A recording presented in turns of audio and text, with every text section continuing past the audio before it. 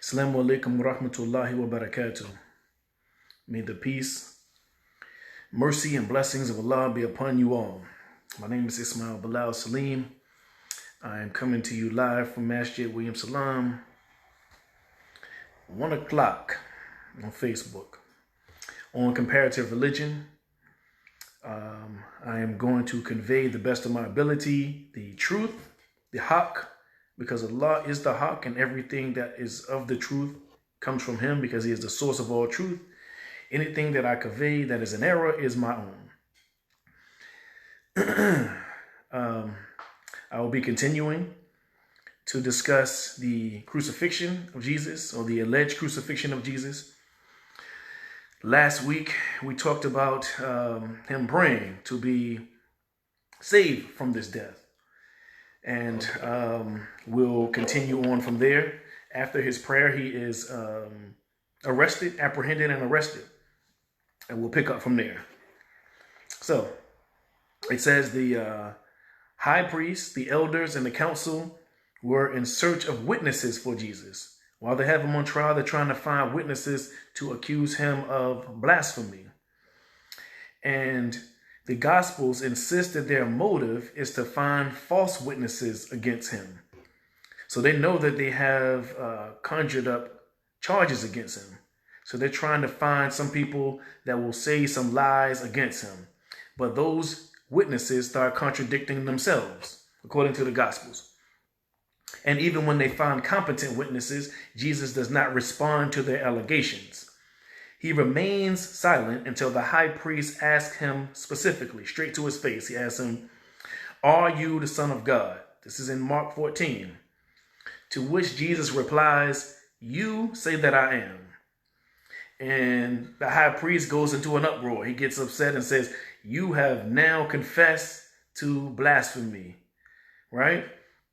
Now, if you listen to the words that are said, it's clearly not true. He did not admit to blasphemy. He says, "You say that I am," not that he says it is. So clearly this is a court case that is conjured just to find him guilty.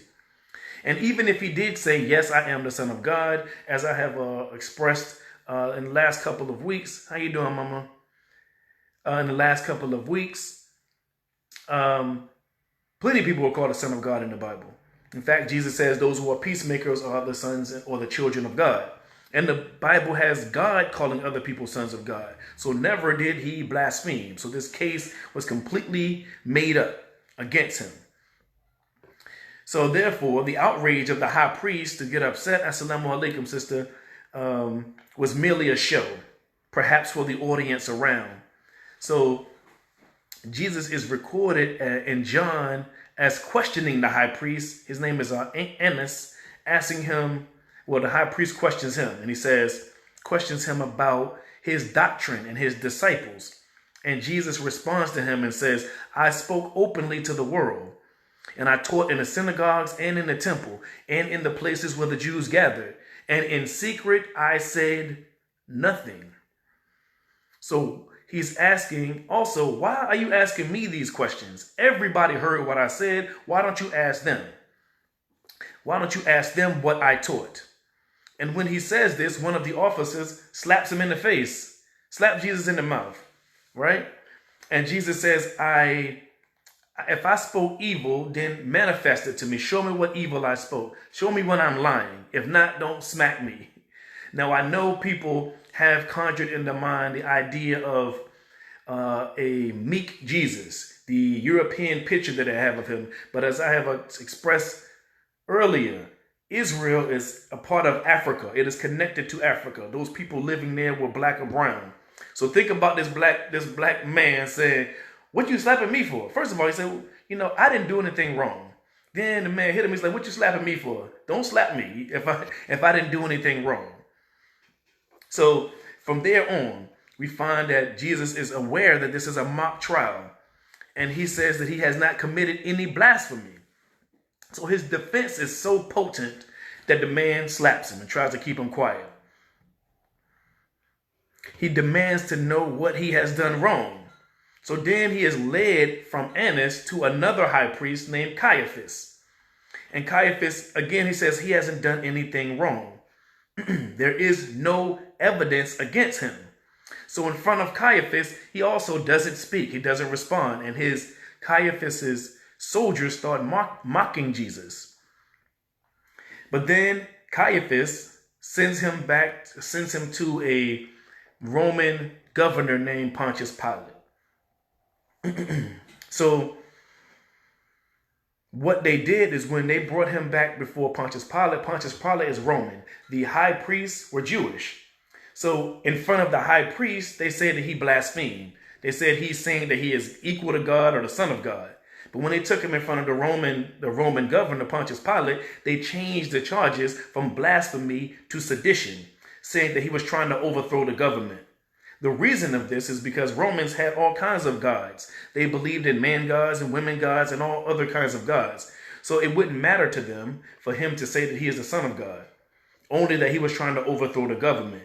So they changed. They had the charges saying he was blaspheming. They couldn't find any witnesses. They sent him to somewhere else, still couldn't find any witnesses. So now they sent him to the Roman governor saying, no, he didn't blaspheme. He was trying to overthrow the government.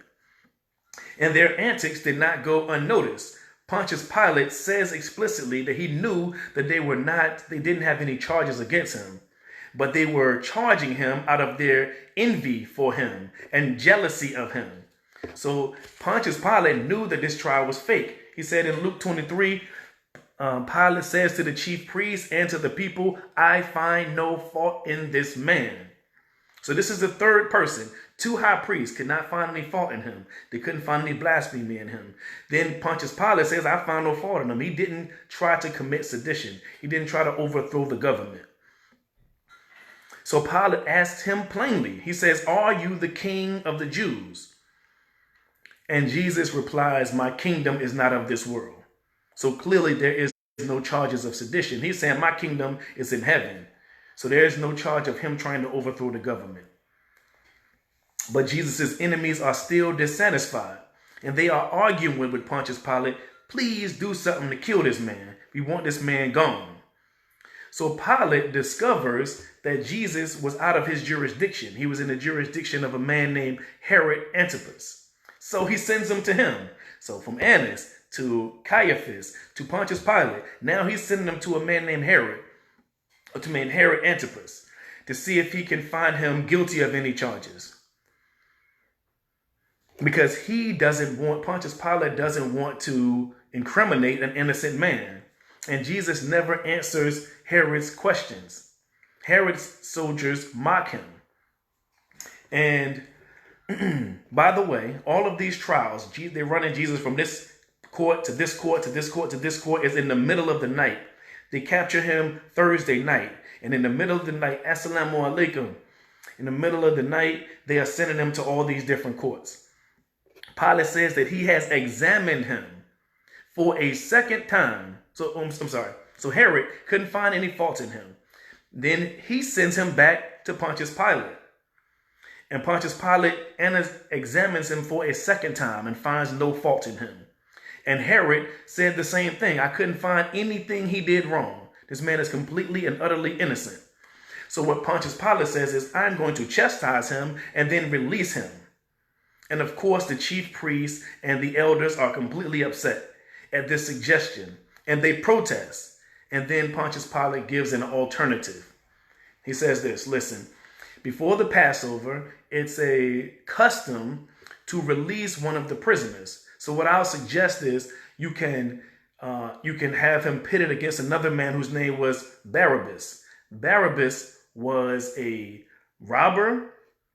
He was a murderer and someone who was convicted of sedition. And then they have this innocent man, Jesus. And the crowd picked Jesus. They had a man who tried to overthrow the government, who was a robber and a murderer. And they still picked Jesus, right? And Pilate is doing everything in his power to release this man, Jesus. In Luke, it says that Pontius Pilate was willing to release Jesus. Some translations say he wanted to release Jesus because he didn't want to condemn this man who was innocent, who hadn't committed any crimes. The only thing that happened was his rivals were jealous of him. Not to mention that Pontius Pilate's wife was having dreams of torment because she dreamed that they were persecuting an innocent man. So it seems that God is also intervening, trying to get Pontius Pilate to release this man, Jesus. So what Pilate does is he says, I'm washing my hands of this innocent man. And he does this literally. But he releases Jesus to the multitudes, releases him to the crowd. And the Gospels record that Jesus was beaten, he was spit on and mocked before his execution. Now, if any of you have seen the movie The Passion of Christ, I was talking about this last week. In that movie, it says that the soldiers mistakenly believed that they were supposed to beat him to death. So the sentence of death was to beat him to death. So if you've ever seen the movie, they're whipping him profusely, his pieces of his flesh are tearing apart, all kinds of crazy things. And after this graphic, brutal beating, the soldier is told in the movie that, oh, you're supposed to be crucifying him, not beating him to death. Now, the reason I mention this is because there is nothing in the Gospels that say such a thing, that the soldiers mistakenly took his execution to be a beating instead of a crucifixion. Mel Gibson made this up totally out of his own mind. But it comes from a prophecy that he was trying to fulfill. In the book of Isaiah, it says his face will be marred and unlike any other person. So for Mel Gibson to make that true, he made up a scenario where Jesus gets whipped so bad that you can barely see him, and blood is all over his face and all over his body. Again, this is not in the Bible. It's not in the Gospels at all. Any of the 4 stories telling the story of his death, there is no account of him being beaten almost to death. So after watching this movie, after I saw this movie, I immediately went home to read the book to check and see, like, what is he getting this from? And as I said, it did not mention this. It only mentioned that he was beaten. But the Roman soldiers didn't have a special grudge against Jesus. They didn't give him a special beating. You know, if you know this, that Jesus was on the cross and there was 2 other people on the cross. So those 2 other people also got this same beating. Assalamu alaikum. So it wasn't that they made a mistake. It was something that they normally do. If they convict somebody of a crime, they beat them, spit on them, mock them, and then put them on the cross. But Jesus didn't get a special treatment because of this. They crucified people all the time. So after reading this account, Jesus marches to his execution. And you find that Mel Gibson has conveniently left out some of the words of Jesus. If you can recall, in the movie, Jesus could barely stand up and barely hold his own cross. He was beaten to the point of death, is what is shown. But it would be even hard for Hollywood to display what actually happened, because Jesus is recorded as saying these words after his beating. He says in Luke 23, but Jesus turned to them and said, daughters of Jerusalem, weep not for me, but weep for yourselves and for your children. For behold, the days are coming in which they will say, blessed are the barren, and the wombs that have never bore, and the paps which have never sucked. Then shall they begin to say to the mountains, fall on us, and the hills cover us. For if they do these things in green trees, what will they do in the dry? Now, the reason that I want to mention this is because he's supposed to be giving a speech while he's also whipped to the point of death. In the Gospel of Luke, Jesus was led directly from his trial from Pilate to his execution, to his crucifixion. There is no beating at all mentioned in Luke. Not only that, but Luke suggests that Jesus did not even carry his own cross, but a man named Simon of Cyrene carried his cross for him while he was walking to his crucifixion. And Jesus was led with 2 other men who were also about to be crucified. And this also is absent from Mel Gibson's movie, The Passion of the Christ. It is more reasonable to believe that Jesus was not beaten and he was not carrying his own cross while giving his onlookers words of comfort. Just how bizarre would it be for 3 badly beaten men struggling up a hill carrying a cross on their back, and then one of them is giving a speech. The truth is that Jesus was not beaten severely as depicted in the movie, and the alleged beating was solely based on the presumption that a prophecy in Isaiah was meant for Jesus. So, on to Jesus as he's being put onto the cross. Jesus is carrying his own cross in the book of Luke until he can no longer carry it. And then Simon of Cyrene carries his cross the rest of the way. And where did this crucifixion allegedly happen? It was a place called Golgotha, called the place of skulls. Golgotha, according to the book of John 19, is near the city of Jerusalem. Hebrews 13 says Golgotha is outside of the city gates of Jerusalem. Now, the amazing point to this is that Jesus says it is impossible for a prophet to be killed outside of Jerusalem. I want you to think about that. The place where he was supposed to be killed was outside of Jerusalem. And Jesus says it's impossible to be killed outside of Jerusalem. He says this in Luke 13:33. He says it's impossible to be killed a prophet outside of Jerusalem, yet the crucifixion is outside of Jerusalem. And we'll keep going. So the soldiers strip his clothes off, strip him naked, and cast lots to determine who's going to keep his garments. This detail is seldom discussed when talking about the crucifixion. And the reason is obvious, because Jesus was absolutely naked on the cross, despite the pictures and images that you have seen to the contrary. This makes the humiliation factor more pronounced. After someone dies, his or her waste excretes from their body. So if they are naked, you can imagine what kind of scene it is. There is also a saddle or a horn in the middle of the cross. This again is something that is seldom illustrated in the crucifixion. The saddle is placed in the middle in order to hold up the body. So when someone is on a cross and they have nails in their hand or nails in their wrist, their skin will be torn and it will fall off the cross without this saddle or horn that they have in the middle of the cross. So, again, just because this movie was so brutal, I just wanted to go back and discuss this movie because it didn't have this horn or saddle on the cross in this Passion of the Christ. By the way, the man who played Jesus in the Passion of the Christ was struck by lightning 2 or 3 times on the set of the movie, which is hilarious to me. But why do you think he didn't depict this? Why didn't he have Jesus naked on a horn and showing the disgusting nature of this crucifixion? It is because this kind of death is unfathomable for a prophet of God, let alone God himself. It is sensible to believe that God would deliver someone that he had such an intimate relationship with from this ignominious death, even if it was simply to lend credence to his message. You see, who would believe that God would send a man and then abandon him in such a way to leave him naked on a cross, dying and bleeding? And the Jewish law echoes this sentiment. In Deuteronomy 13, it says a false prophet is the one that is put to death. So therefore, Jesus' death only gives credence to the Jewish claim that he was a false prophet.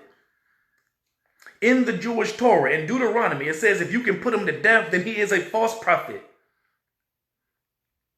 So by them suggesting that he was put to death,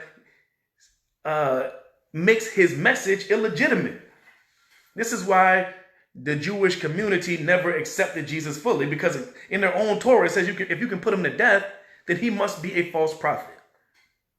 But anyway, the sign over the cross read, or possibly read, probably read, "This is Jesus of Nazareth, the King of the Jews." Now, you know the reason why I say probably. We talked about this last week or the week before that. Is because of the 4 signs in the Gospels. The 4 Gospels have 4 different messages on the cross. So it's hard to determine which one is the actual truth. So if you combine them all together, you get, this is Jesus of Nazareth, the King of the Jews. And it was written in Latin, Greek, and Hebrew. Now this is seen by most people to be a mockery of Jesus, but Pontius Pilate had it put on there as a mockery to the Jewish people. Because he's saying, this is your king, and you let him die. You actually kill him. In John 6, it says the Jewish people, not the hierarchy that was trying to get him killed, but the Jewish people were trying to make him king. But he said he didn't want prosperity in this life, but in the hereafter. I want you to think about that when you think about the prosperity gospel that people talk about. And people talk about going to church and praying for $100 and $1 million and whatever in a house and a car. They was trying to make Jesus king. And he said, my kingdom is not of this world. He didn't want to be king. He didn't want your wealth and jewels and all those other things, according to your own gospel. So now Jesus is nailed on the cross. In Mark 54, it says, at the 9th hour, Jesus cried out with a loud voice saying, Eli, Eli, lama sabachthani, which is translated or interpreted, my God, why have you forsaken me? Jesus specifically, explicitly asked God, why are you leaving me for dead? This is the words that he is saying on the cross. There should be no further doubt that this man, Jesus, did not want to be crucified. He did not want to be sacrificed. He did not want to be killed. He's on the cross saying, God, why you let this happen to me? In the book of Genesis, we find that God tells Adam that he will die if he eats from a certain tree. But after he ate from the tree, Adam lived 930 more years. In the story of the prodigal son, the father, who is God in this parable, says, my son who was dead is now alive. The reason he's saying this is not because he physically died, but it is a separation from God. Adam felt this separation from God. That's why God said, you will die from doing this. And the prodigal son says, you are dead, but now are alive. That he is having a separation from God. So if Jesus really said, why have you forsaken me? Then Jesus also had this same feeling of death or separation from God. Because God is not with Jesus on the cross. Jesus says, where are you? Why are you forsaking me? Jesus is perplexed that God did not deliver him from this crucifixion. He has prayed so earnestly where his sweat is like drops of blood. Remember, this is in Luke 24 or Luke 22, verse 44. And the angel strengthened him, yet he is still being tortured. Jesus proclaims then that God has forsaken him. And this again verifies that when the angel strengthened him while he was praying, it was strengthening him to save him from death. Otherwise, Jesus' words makes no sense. Why would he ask God, why are you forsaking me, if the angel told him, listen, just accept your death? The reason he felt forsaken is because God told him that he was going to save him from this death. In the book of Psalms 37, it says, for your Lord loves justice and does not forsake his saints. He does not forsake them. So if that's true, then he really didn't forsake Jesus.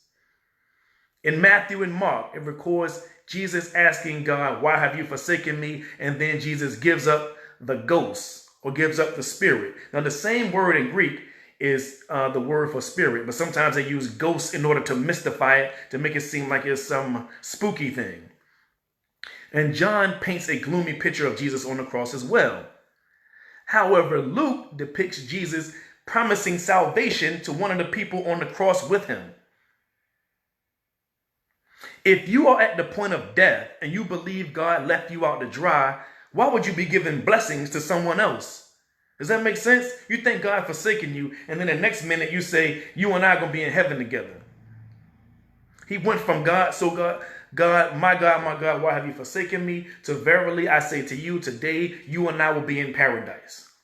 Now I'm asking the people who believe in this scripture, why the huge jump? What is the transition? What happened from you being destitute, believing God left you out to dry, and then thinking that you're going to be saved? The book of Hebrews gives the answer to this question. In Hebrews 5:7, it says these words, who in the days of his flesh when Jesus had offered up prayers and supplication with strong crying and tears unto him who was able to save him from death, and was heard in that he feared. It is amazing that these words still exist in the Bible. Jesus asked the one who was able to save him from death, and God saved him.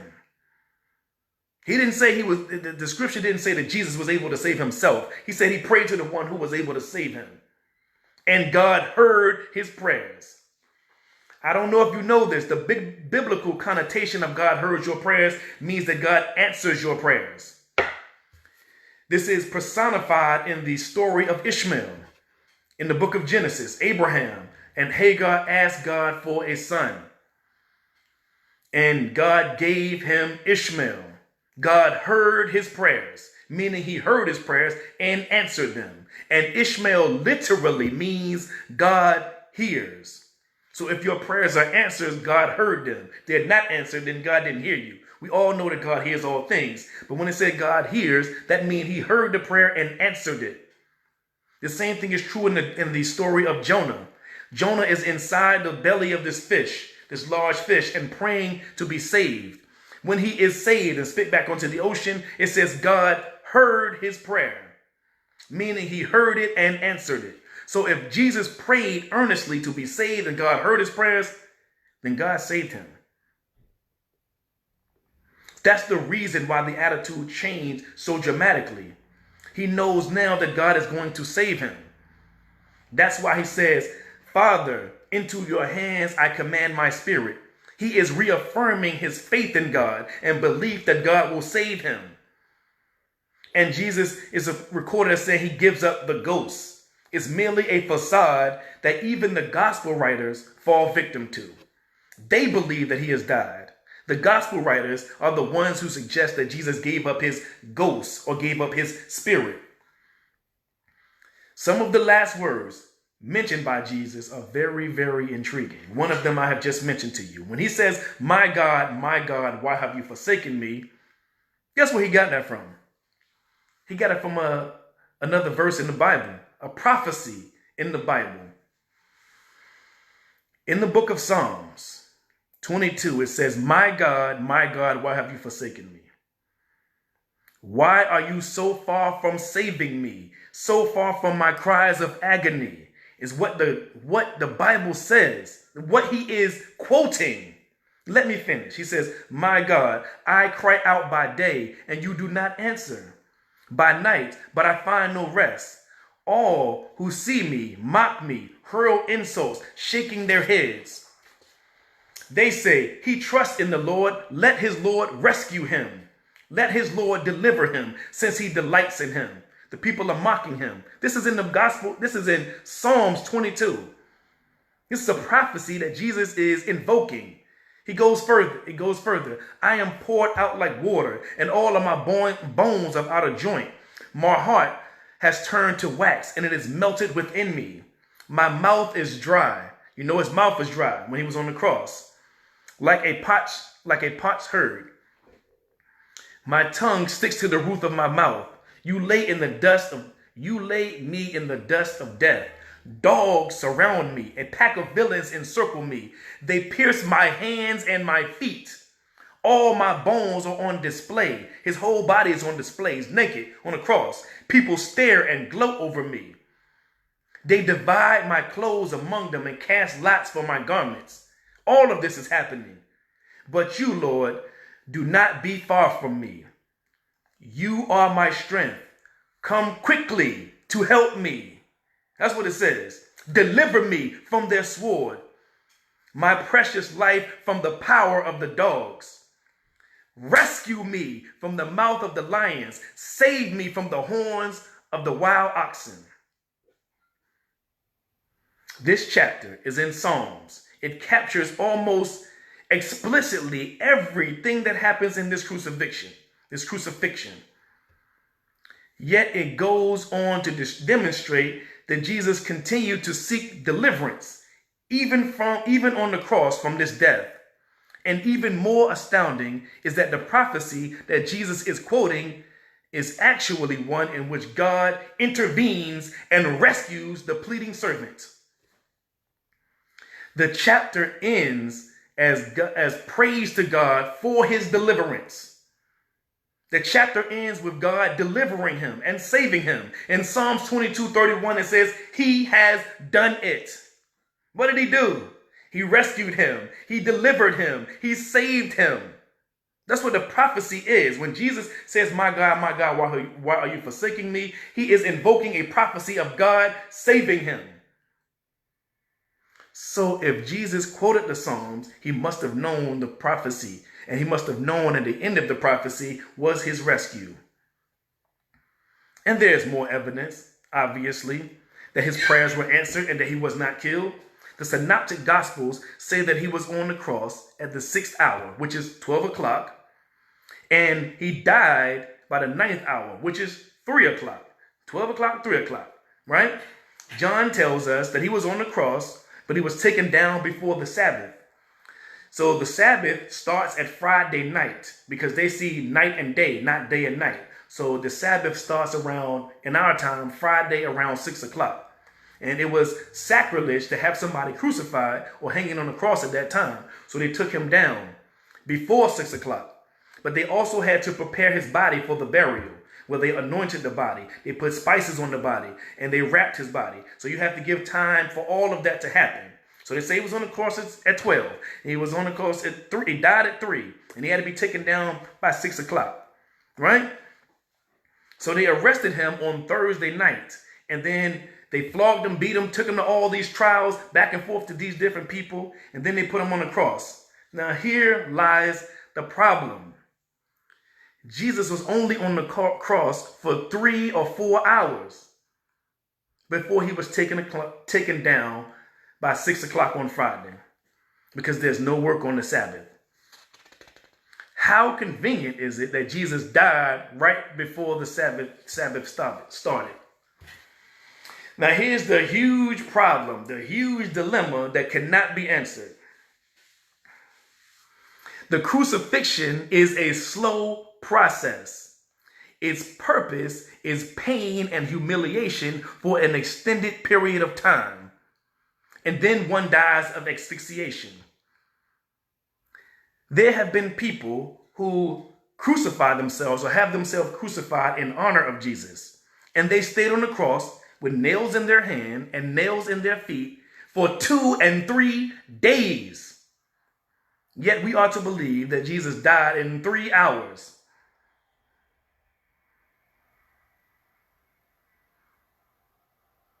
This should give anyone pause to believe that when they took him down, he was dead. Another reason to doubt it is because Pontius Pilate couldn't believe that Jesus had died so quickly, because he had crucified people on a regular basis. He knew it didn't take 3 hours for somebody to be crucified. In Mark 15, it says Pilate was surprised to hear that he was already dead. Why was he surprised? Because people die after 3 days, not 3 hours. He summons the centurions, the Roman soldiers, and asks, how is he dead already? He was surprised because nobody dies on the cross after 3 hours. Add to this to the fact that the other 2 people on the cross with Jesus were alive. Both of them was alive. It is no doubt that Jesus, as a man who was knowledgeable about his faith, knew that they had to take him down by the Sabbath. Thus, he thought it wise to pretend to be dead in order to escape from this humiliating death. The alternative is to believe that a prophet of God who was born miraculously, who was raising people from the dead, who walked on water, who cured leprosy and blindness and demon-possessed people and fed thousands of people, was easily killed in 3 hours. Faster than anyone on the face of the earth, by a process that is designed to take several days to kill someone. Allah says in the Quran that they neither killed nor crucified him, but it was made to appear to them so. But those who believe that he was killed follow conjecture. They have no knowledge. They did not kill him. Definitely is what Allah says in the Quran. I know each week I give a little bit more of evidence. And to me, this stuff is completely convincing. But guess what? I can close it every week, but there is more and more and more.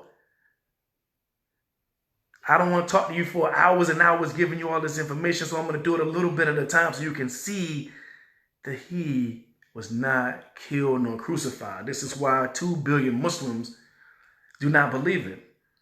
There is ample evidence to show that he was not crucified. Next week, we'll talk about him being in the tomb and the empty tomb and people touching him and him showing that he was not killed. Inshallah. Assalamu alaikum. Peace.